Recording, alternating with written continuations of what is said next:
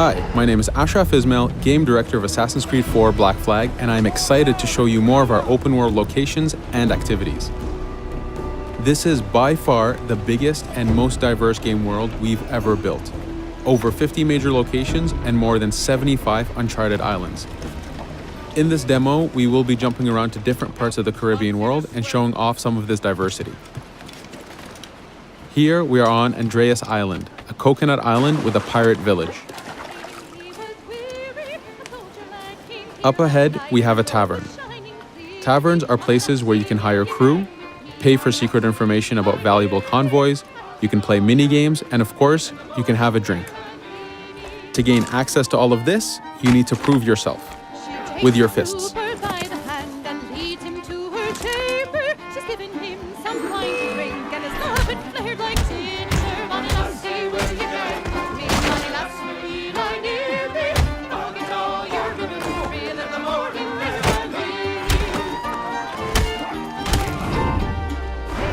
Now that the fight is over, you have access to the tavern and its services. This being a tavern, there's always plenty of rum to be drank, but drinking too much will have some fun surprises for you.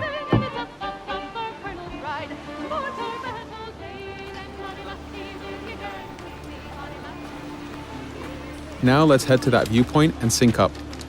Each viewpoint in the game is a small navigation puzzle to reach the top. Synchronizing unfogs the map, showing you nearby collectibles and activities, and it also becomes a fast travel point so that you can quickly get back here. The world is massive. We needed to make it comfortable and easy for you to get to where you want.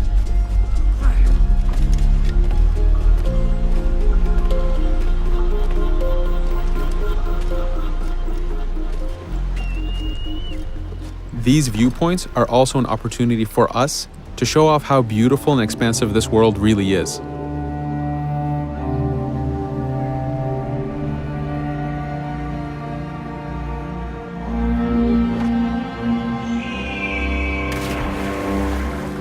Now we're heading to another important location, underwater shipwrecks.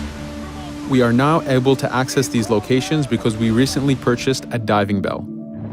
These are real 18th century devices that pirates and sailors used to access the underwater. Underwater is how the golden age of piracy started. Through an incredible hurricane, tons and tons of Spanish gold was lost at the bottom of the seabed. This attracted poor, jobless sailors and pirates to dive down and grab this treasure. It was important for us to include the underwater as a new environment because it was so important to the history of piracy. The underwater is full of unknown dangers and predators.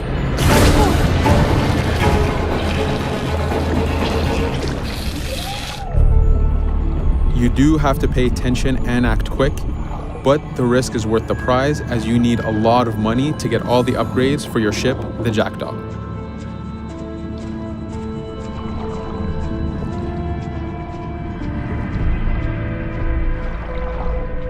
Stealth is very important, even in the underwater.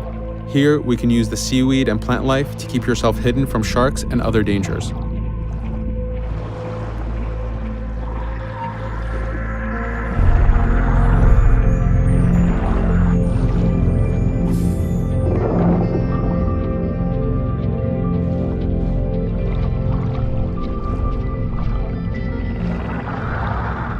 This is an air barrel.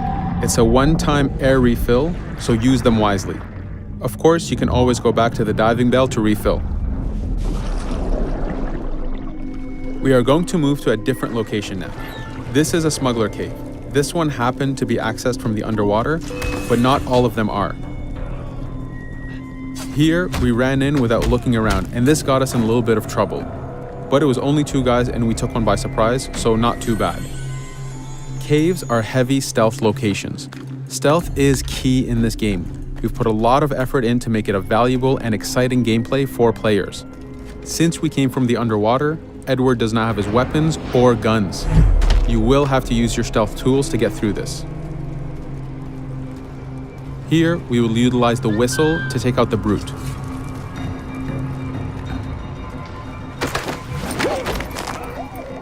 Anytime an enemy is taken out, they will drop their weapon for you to use.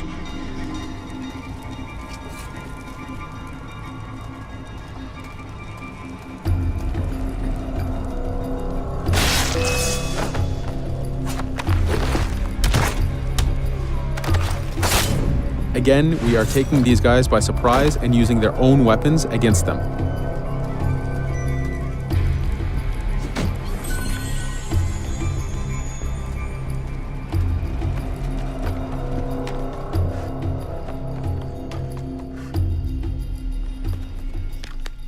Using just your fists keeps things quiet.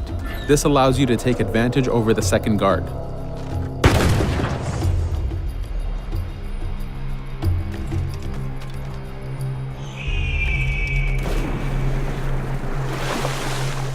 Up to this point, we've been doing a lot of pirating. This has attracted the attention of pirate hunters. This is fed back to you with the clashing swords above the health bar. This is a first level hunter after us. You can push the wanted system to reach level 4, where you have a fleet of intense aggressive hunters after you. The horn you heard indicates that this is a charger type ship. This ship is all about getting close and ramming. Each ship type has a unique sound associated to it, the scariest being the war drums of a man of war. Your first mate, Otowale, is always giving you helpful advice and feedback. The chain shot is a stun weapon. Hitting ships slows them down. Great for stopping a charger's attack.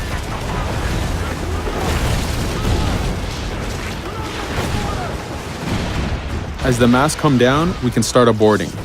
We need to take out 10 crew members to win the boarding. Of course, we can do it any way we want. In this case, since this is a smaller ship, the swivel gun is very efficient.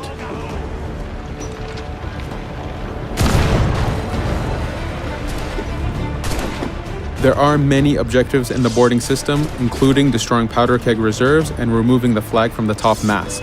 But the most basic objective is to eliminate the crew. Here, you can see Edward utilizing his dual cutlasses and guns, combining them in counters and combo attacks.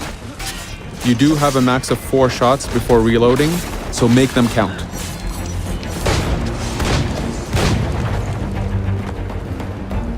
Plundering a hunter allows you to send a very powerful ship to your fleet. They are also a good way to gain ammo for the Jackdaw. In this case, we will use this opportunity to lower our wanted level.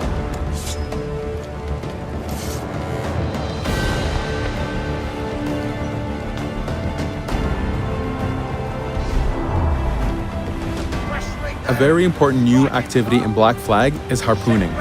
Historically, pirates harpooned as a source of income. Ready the whaleboat, lads.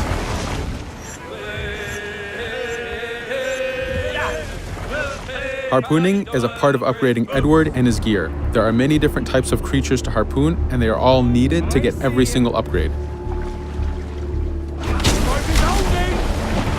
Steady now, lads.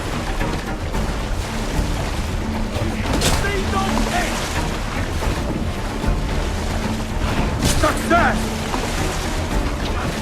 Turn in the sea ray!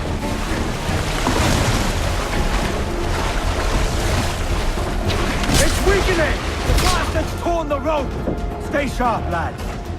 This is one of the smaller harpooning targets. Just imagine taking on a great white shark or a blue whale.